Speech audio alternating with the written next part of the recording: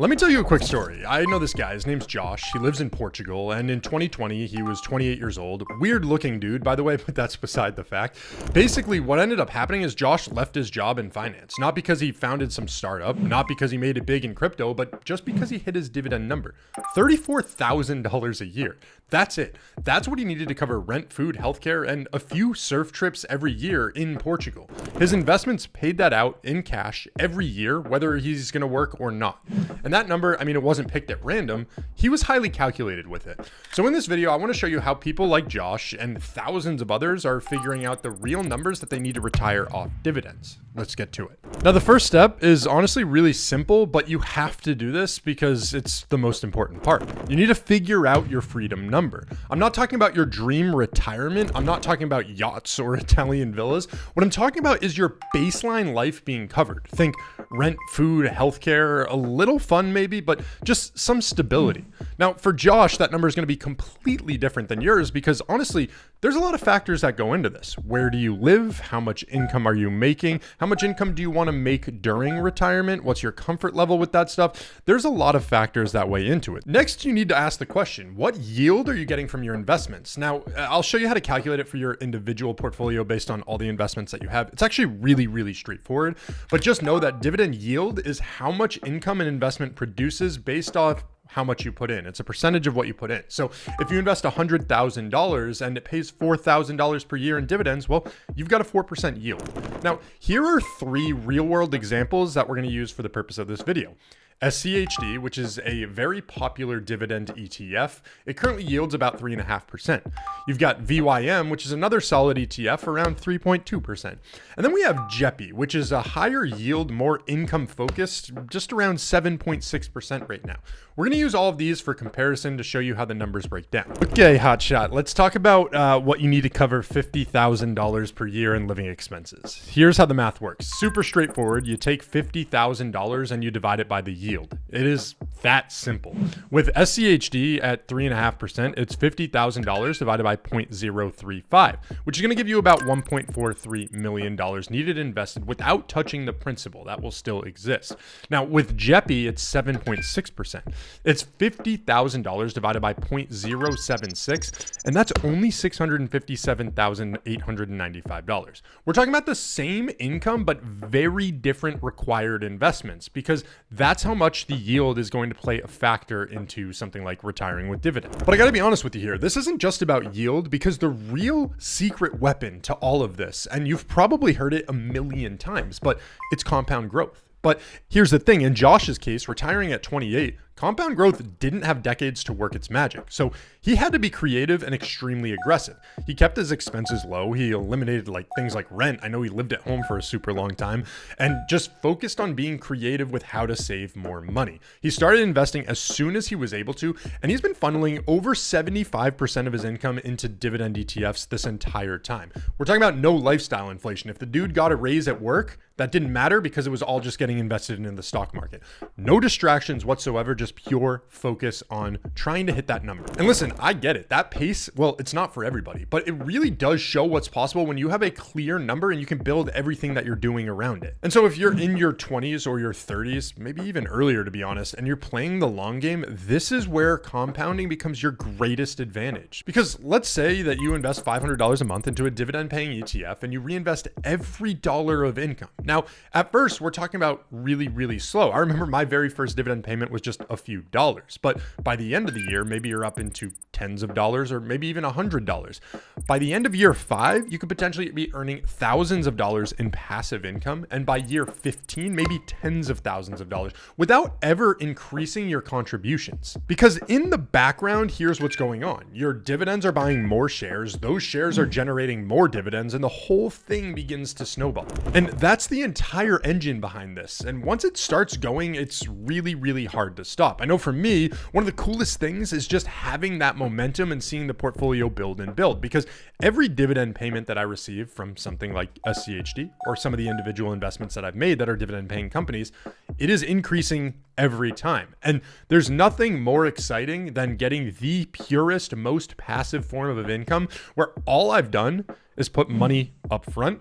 It doesn't take any more time from me. It doesn't take any effort. I literally can sleep, go to the beach, be anywhere, and dividend income is going to be rolling in. It's super cool. Now, I already know what some people are going to say in a video like this. Oh, you have to factor for inflation. And what about the economy that's going to crash and la, la, la, la, la. Like, there's so much that goes into this. This is really just trying to figure out a goal that you could work towards and have actionable insight, be able to try and plan to a degree for it. There's going to be a lot of factors that play into this.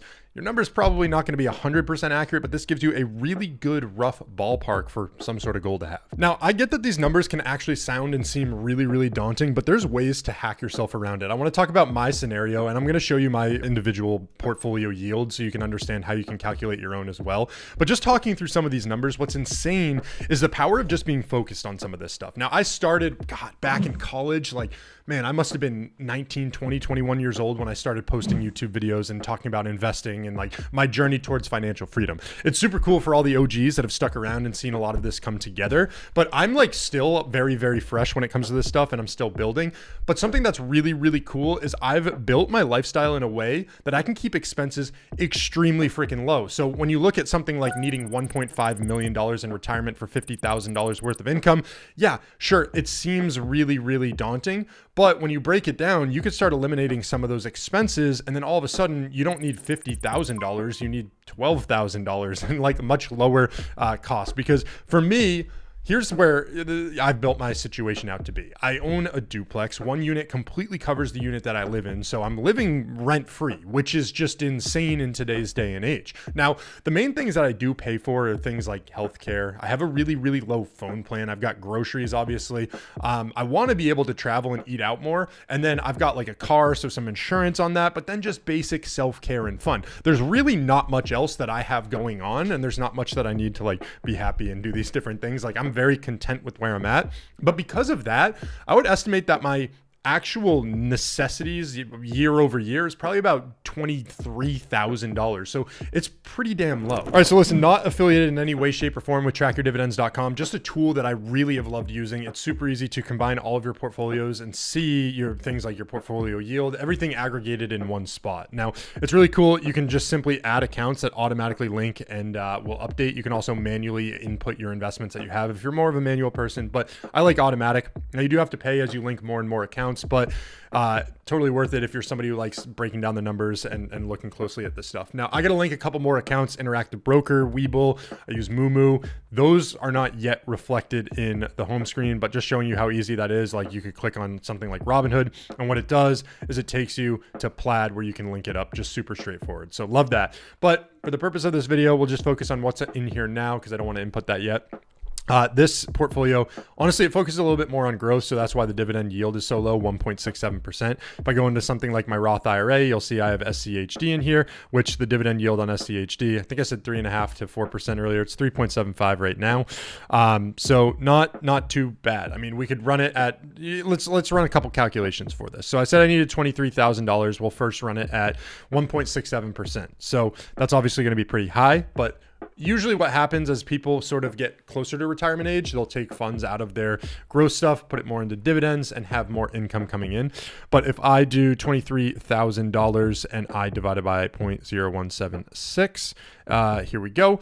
We get $1.3 million. So like one of those large numbers that, holy crap, like I'm super overwhelmed. I don't feel like I'm going to get there, but you know, actually like charting for that, but that's beside the fact. If I go ahead and do $23,000 and let's say I put more into SCHD and I have 0.0375 as my portfolio yield, holy crap, it just cut it down by more than half at $613,000. But let's focus on some more of those pairs. So like JEPI, for the example of the video, $23,000 divided by 0.076. Holy crap, this actually feels attainable for me at $302,000. Like these are honestly the intangible things that I think people just overlook when it comes to retirement. Like they see these large numbers, they just feel overwhelmed and they're like, there's no hope. I'm not going to be able to get there. But if you just take a little bit of time to focus, limit your expenses, like really think hard about what you want from life and like how you can get there and just get creative. Like, you know, real estate has been a huge part that's been able to help where I'm going with my trajectory on retirement retirement and financial independence. And I hope to grow that more in the future. So yeah, like $23,000 is that bare minimum number for now, but I would like to hope that I can make more and have a more inflated lifestyle as I approach retirement and things like that. So just something to think about as you go through these numbers. Get creative with this stuff. If you want to follow me on my journey to financial freedom, make sure you subscribe to the channel. I'll be here with you along yours too. So love to see it. Just thank you for the support. If you made it this far in the video, leave a like. Go check out this video here if you're just getting started investing. It talks through my strategy that I would approach. So thanks guys, and have a great day.